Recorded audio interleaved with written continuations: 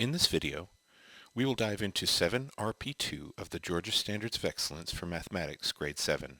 The intent of 7 RP2, and really all of the standards in this domain, is to engage students in contextual, proportional situations, analyze these situations, and use what they learn to solve real-world and mathematical problems. To do this, students will recognize and represent proportional relationships between quantities. This involves a few ideas. Students should determine whether two quantities are proportional in a relationship. They can do this by testing for equivalent ratios in a table or graphing on a coordinate plane to see if the graph is a straight line through the origin. Students should also identify the constant of proportionality, or the unit rate, using these same tables and graphs, but students should add equations, diagrams, and verbal descriptions of proportional relationships to their toolbox of proportional reasoning. Students represent proportional relationships by equations using the tools they've acquired. So here, students take a context, then mathematize it using the language of mathematics. And finally, students explain what a point xy on the graph of a proportional relationship means in terms of the situation. In this example, from Marcellus the Giant on teacher.desmos.com, students are engaged in a personalized mathematical journey to make sense of a proportional relationship between Dan's size and Marcellus's size. What would these points represent? As shown earlier, this standard is not limited to only symbolic representations as shown here. Students should be encouraged to use sense-making, reasoning, and precision of language to develop strategies to solve problems involving ratios and proportions. Some representations students may use include the double number line, ratio tables, and diagrams.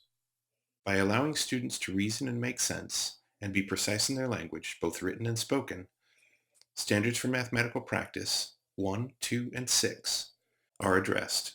This helps them to deepen their understanding of the content and become better problem solvers.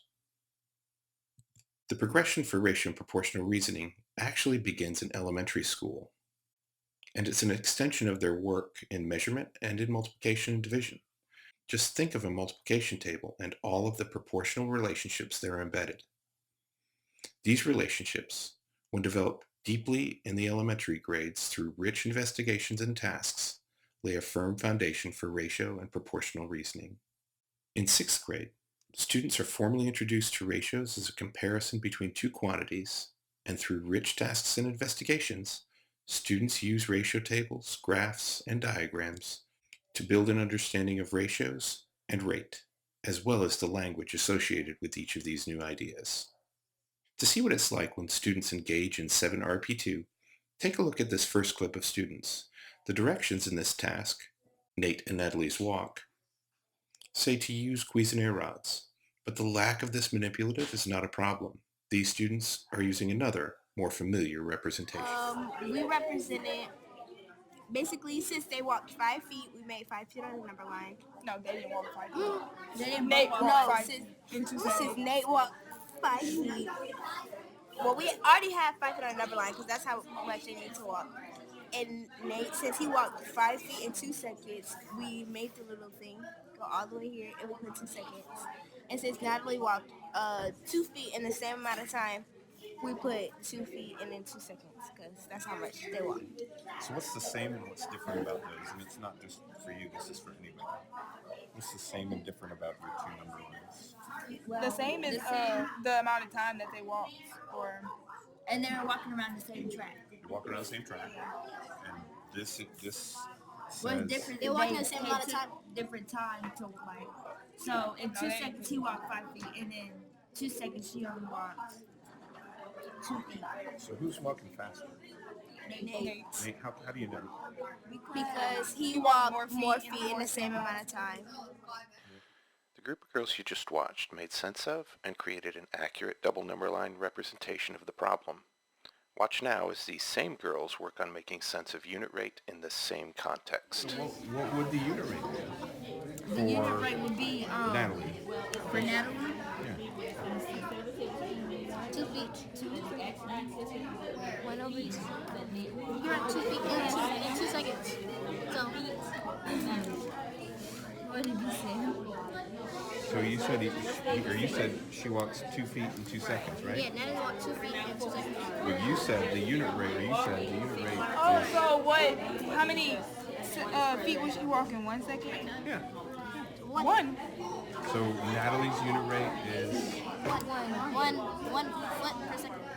what's his unit rate? He walks 5 feet in 2 seconds. So, go ahead, Karis. Oh, you know what? I'm sorry. I'm going to interrupt you for just a minute. You wrote 1 foot per second as a fraction, but you had said something earlier about where the unit rate is where the denominator is 1. So and I can see that on yours it says 1 second.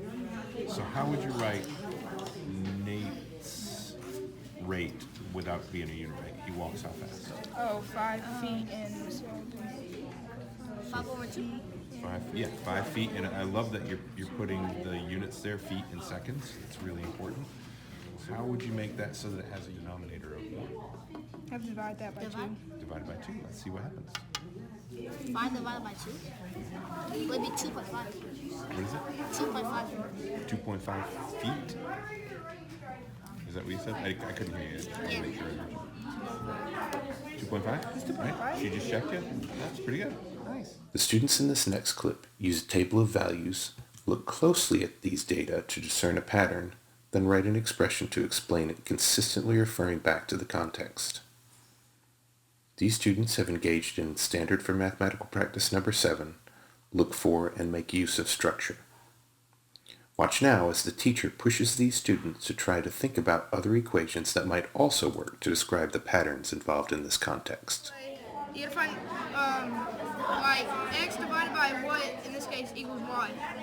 So we're finding x, we took the unit rate, so for x, the unit rate is 2.5, for y, it's a foot.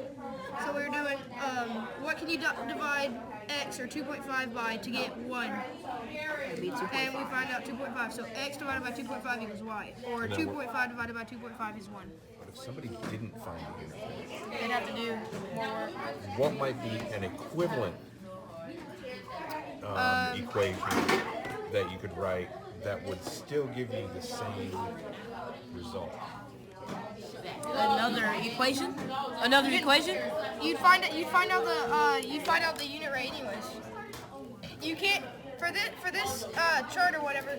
You can't put anything else in where 2.5 is. If you have 5 is x and 2 is y, 5 divided by what equals 2? Nothing. Only 2.5. There's not another possibility. It's got to be 2.5. Same exact thing. What do you mean? Because look, on this chart you can see it. If they go up by 2, 15 divided by 2.5 was 6. Same thing on this chart. It's got to be 2.5. 5 10 divided by 2.5 equals 2. 5 divided by 2.5 is 2. 2.5 is 6. What's the coefficient on that? X, you can fill in x with any of these. What number is in front of that x in your equation? 1 through any of these? X, nothing. Nothing. That's what x equals. 1x. 1x, Yeah, right? 1x. So that's a 1 But she x said, over Miss McFarland said that x and 1x is the same Yeah, thing. if you did 2 2x, over 5, 2 over 5, 3 over 7.5, 5 over 12.5. you could do 4 over 10. You can do 2x over 5 divided by 5. So that's another one. That's another one, but you have to put, You can do 8 over You can do 20. any equation as long It as still works. you can do any equation as long as it follows the rule. In Nate and Natalie's walk, the students are using Nate's rate of 2.5 feet per second to determine how many feet Natalie has walked. The rate is really the number of feet Natalie walks per second divided by the number of feet Nate walks per second. This is actually a comparison of two rates. Asking students about different ways to write these rates speaks to a couple of big ideas. One is the idea of equivalent rates. And two is taking these rates and relating them back to the context. All of these rates can be graphed to show the same line, regardless of the values chosen from the table. As one student put it, you can do any equation as long as it follows the rule. In this case, the rule is Natalie's rate divided by Nate's rate. A nice follow-up to Natalies Walk might be Design a Garden, a formative assessment lesson that can be found in the Frameworks Unit 3 for 7th grade. This task is open enough to allow students to choose the mathematical representation that makes the most sense to them. During the closing of the lesson, the teacher can focus on helping students make connections between those representations. Or, if you'd like to incorporate technology into your lesson, try Marcellus the Giant from teacher.desmos.com. In this lesson, students create a giant, make sure all of its features are proportional, and manipulate a graphic representation of this relationship to see how the giant changes dynamically. For additional support and resources, please visit GeorgiaStandards.Org, where you can access additional tasks, intervention materials, and more.